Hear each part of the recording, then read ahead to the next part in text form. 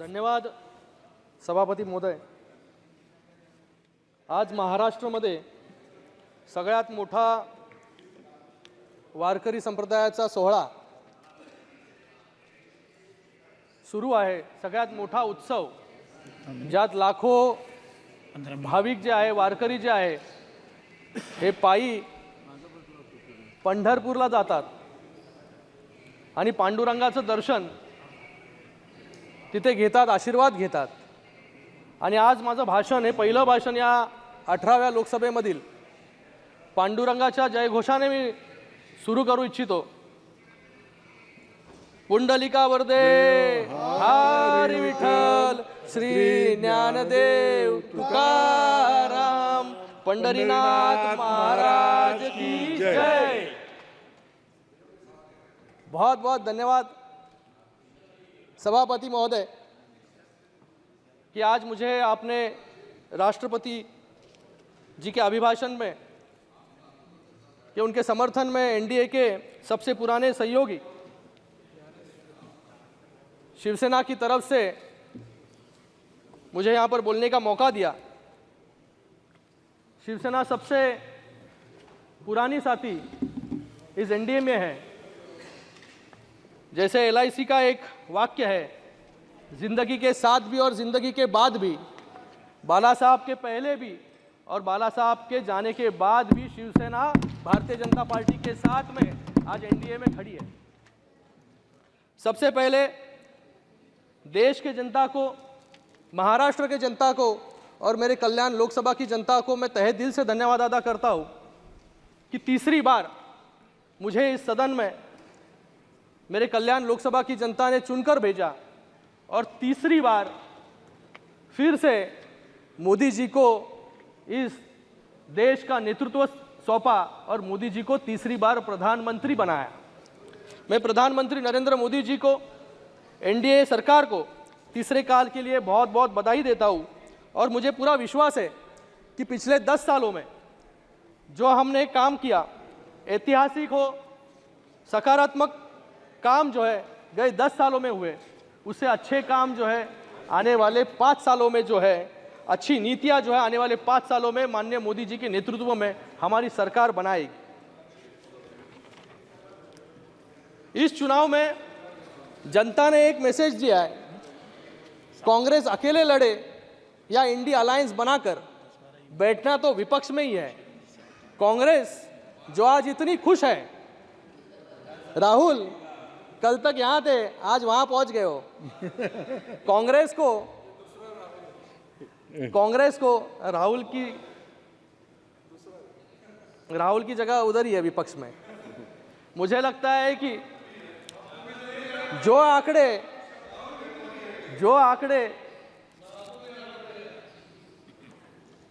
कांग्रेस को ऐसे लग रहा है कि आज वो विपक्ष में नहीं बल्कि सत्ता में है. इतनी खुशी जो है उनको विपक्ष में बैठकर महसूस हो रही है. 10 सालों में कांग्रेस सिर्फ 44 से 99 तक पहुंची है. 100 का आंकड़ा भी पूरा नहीं कर पाई है. हम लोग जो है, हम लोग 15 लड़े और 7 जीते. मैं आज यहां पर कुछ आंकड़े आपको बताना चाहूंगा कि आपने 285 सीट पर चुनाव लड़ा और सिर्फ 99 जीते, मतलब सिर्फ 34% आपका स्ट्राइक रेट. 285 में से 51 उम्मीदवारों की जमानत जो है कांग्रेस की जब्त हो गई. आंध्र प्रदेश, अरुणाचल प्रदेश, हिमाचल, जम्मू कश्मीर, मध्य प्रदेश, दिल्ली और त्रिपुरा में अपना खाता भी जो है कांग्रेस खोल नहीं पाई. और जिन आपके विपक्ष के नेता किस पर बात कर रहे थे फिर? 336 उम्मीदवार जो है अलग अलग राज्यों में इन्होंने खड़े किए, उसमें से सिर्फ 15 इनके जो है उम्मीदवार जीत कर आए, जो 5% से भी कम है. मुझे लगता है कि आपके आंकड़े तो कम है, लेकिन अकड़ जो है इस वक्त जो है बढ़ गई है. मुझे लगता है कि जश्न के पीछे जो हार की सच्चाई है उस पर थोड़ा आत्मचिंतन करने की कांग्रेस को जरूरत है. यहाँ पर यहाँ पर हमारे आंकड़े, हम लोग यहाँ पर सत्ता में बैठे हैं, आप लोग विपक्ष में बैठे हो 10 साल के बावजूद। लोगों ने जो है आप पर विश्वास नहीं रखा, लोगों ने मोदी जी के नीतियों पर विश्वास रखा, मोदी जी पर विश्वास रखा, इसलिए आज यहाँ पर हम लोग बैठे फिर से सत्ता में तीसरी बार। लोगों ने मोदी जी को चुनकर क्यों दिया? हम सबके लिए गर्व की बात है कि भारत में लोकतंत्र का सबसे बड़ा उत्सव शांतिपूर्वक ढंग से पूरा हुआ और तीसरी बार भारत ने प्रधानमंत्री मोदी जी के नेतृत्व को चुना। 2024 में दुनिया की आधी आबादी चुनाव प्रक्रिया में भाग ले रही थी। अभी तक 80 देशों में चुनाव अभी हो रहे हैं, 55 देशों में चुनाव हुए, 33 देशों में सरकार बदल गई, बदलाव हुआ, लेकिन हमारे देश ने तीसरी बार सशक्त सरकार मोदी जी के नेतृत्व में यहाँ पर बनाई। एक महत्वपूर्ण प्रश्न यह है कि जब विश्व भर में बदलाव की लहर है, तब भारत जैसे डाइवर्स और सबसे बड़े लोकतंत्र में स्टेबिलिटी कैसे है? उसका सबसे प्रमुख कारण है जनता को हमारी नीतियों पर विश्वास। हमने दिखा दिया है कि अंतर्राष्ट्रीय स्तर पर भारत की छवि गए 75 वर्षों में सबसे ज़्यादा मजबूत अभी हुई है। आज हमारा देश किसी पर भी निर्भर नहीं है, बल्कि बाकी देश जो है भारत पर जो है निर्भर है।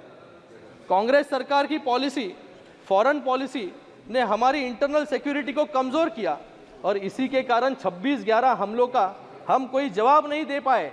लेकिन आज वक्त बदल गया है, हमारी सरकार पाकिस्तान को सर्जिकल स्ट्राइक के माध्यम से जवाब देती है। G20 के डिक्लेरेशन में विश्व के सबसे शक्तिशाली देशों के साथ कंसेंसस बनाकर मोदी जी ने भारत की ताकत पूरे विश्व को दिखा दी। आज सऊदी अरेबिया हो, यूएई हो, बहरीन हो, इजिप्ट हो, ऐसे देश अपना सर्वोच्च नागरिक सम्मान हमारे प्रधानमंत्री जी को देते हैं। जब इस सदन ने 370 हटाया, तब विपक्ष के कुछ साथी और कुछ चुनिंदा देशों को अगर छोड़ा तो पूरे विश्व ने इसका समर्थन किया। जिस भारत को थर्ड वर्ल्ड कंट्री बोलते थे, वो आज थर्ड लार्जेस्ट इकोनॉमी बनने के रास्ते पर है। आज विश्व स्तर पर प्रधानमंत्री जी को जो सम्मान मिलता है, वो 140 करोड़ देशवासियों का सम्मान है, भारत का सम्मान है, वो प्रमाण है भारत के विश्वगुरु बनने का। कोरोना महामारी हो, उसके अंदर 30 करोड़ से ज़्यादा वैक्सीन जो है हम लोग ने एक्सपोर्ट किए और 100 से ज़्यादा देशों को जो है उसका फ़ायदा हुआ। यहाँ पर कुछ आंकड़े मैं प्रस्तुत करना चाहूँगा कि 2014 के पहले हमारी स्वास्थ्य व्यवस्था कैसी थी। 2014 तक देश में सिर्फ 7 एम्स थे और 390 मेडिकल कॉलेज थे, लेकिन आज 16 नए एम्स और 315 नए मेडिकल कॉलेज जो है शुरू हो चुके हैं। आज जम्मू कश्मीर में भी एम्स का निर्माण जो है वहाँ पर हो रहा है। 10 साल में भारत 11वें नंबर से 5वें नंबर पर पहुँचा है। स्टार्टअप जो आज 1 लाख से भी अधिक है, वो 2014 में सिर्फ 350 था। नेशनल सिक्योरिटी की बहुत बात यहाँ पर हो रही है, यहाँ पर अग्निवीर की बात हो रही है। मैं यहाँ पर अगर बात करूँ मुंबई, जिसने 2008 में आतंकवाद की दहशत देखी और उसमें भी जभी के कांग्रेस के गृह मंत्री थे तभी कपड़े बदल रहे थे, ऐसी व्यवस्था में 2008 में 26/11 जैसा हमला हुआ और जब ये हमला हुआ तब हमारे पुलिसकर्मियों के पास 303 राइफल, मतलब जो सेकेंड वर्ल्ड वॉर में यूज़ हुए थे, वो 303 राइफल के साथ जो है हमारा डिफेंस सिस्टम, मतलब पुलिस जो है आतंकवादियों के साथ जो है लड़ाई वहाँ पर कर रही थी। लोगों के पास जो है बुलेट प्रूफ जैकेट नहीं थे और आज जो है यहाँ पर ये अग्निवीर पर जो है बात कर रहे हैं। इनको कोई नैतिक अधिकार यहाँ पर नहीं है कि 2008 में बम्बई ने उसके पहले भी सीरियल बम ब्लास्ट देखे, लेकिन गए 10 सालों में ऐसे एक बड़ा शहर कोई नहीं, आज भारत में एक भी ऐसा शहर नहीं जहाँ पर जो है गए 10 सालों में एक भी हमला हुआ हो। हमारे 10 साल की नीति, और ये कह रहे थे डरो मत डरो मत, मुझे लगता है कि आपसे जो है पहले हमारे आड़ोस पड़ोस के देश जो है डरते नहीं थे, इसलिए हमारे देश पर जो है आए दिन हमला करते थे। आज आड़ोस पड़ोस के देश जो है मोदी जी से डरते हैं, इसलिए गए 10 सालों में एक भी हमला जो है बड़े शहरों में हमारा हुआ नहीं। प्रधानमंत्री जी ने अरे सुनना सीखो जरा। प्रधानमंत्री जी ने आह्वान किया था आत्मनिर्भर भारत का। मुझे गर्व है कि पिछले एक दशक में हमारे डिफेंस एक्सपोर्ट्स 18 गुना अधिक होकर 21,000 करोड़ रुपए तक पहुंच चुके हैं। हम 85 देशों को एडवांस टोर्ड artillery guns BrahMos missiles export आज कर रहे हैं। ये हमारी नीति है। यहां पर सभी लोग जो है आज कॉन्स्टिट्यूशन पे बात कर रहे हैं। शपथ जब भी ले रहे थे तभी भी कॉन्स्टिट्यूशन दिखाकर जो है यहां पर संविधान दिखाकर यहां पर शपथ ले रहे थे। मुझे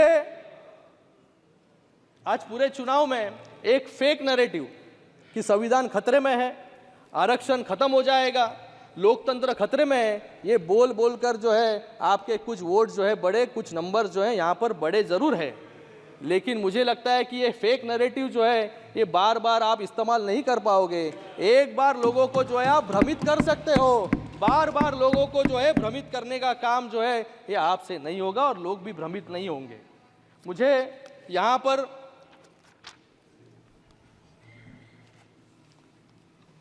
इंडिया अलायंस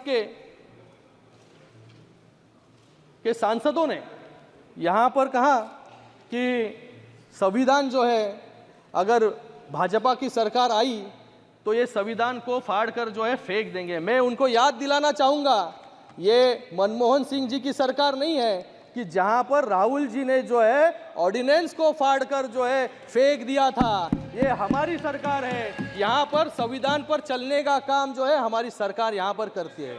आज डॉक्टर बाबा साहेब अम्बेडकर के नाम पर जो है आप लोग यहाँ पर राजनीति करते हो, लेकिन डॉक्टर बाबा साहेब अम्बेडकर जी को 2 बार हराने का काम अगर किसने किया होगा वो कांग्रेस ने किया। कांग्रेस ने जो है नेहरू जी ने डॉक्टर बाबा साहेब अम्बेडकर के विरोध में जो है प्रचार भी यहाँ पर किया। और मैं एक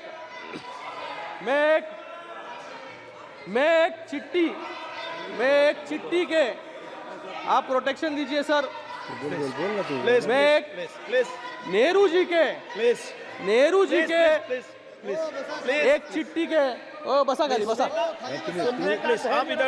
मैं एक चिट्ठी के जो नेहरू जी ने 27 जून 1961 को सभी मुख्यमंत्रियों को लिखा था, उसके अंदर क्या लिखा था? I dislike any kind of reservation, more particularly in service. पिछड़े वर्ग को सेकेंड रेट, इनएफिशिएंट बोलने वाले नेहरू जी के वंशज आज संविधान और आरक्षण की बात यहां पर कर रहे हैं। अगर मैं यहां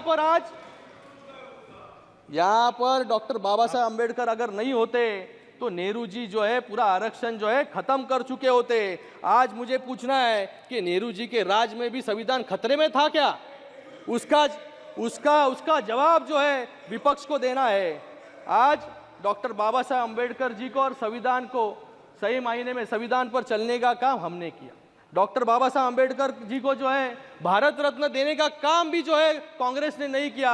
गैर कांग्रेसी सरकार ने, वीपी सिंह की सरकार ने जो है डॉक्टर बाबा साहब अम्बेडकर जी को जो है भारत रत्न दिया।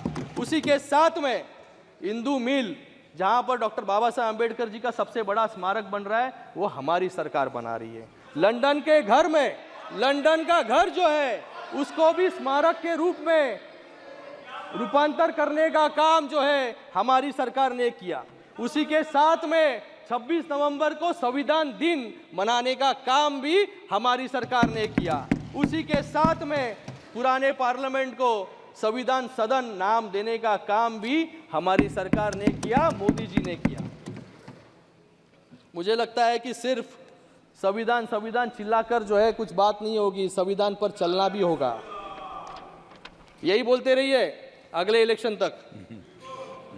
और यहाँ पर जो है बहुत अभी कुछ लोगों ने यहाँ पर इलेक्शन कमीशन पर उंगली उठाई।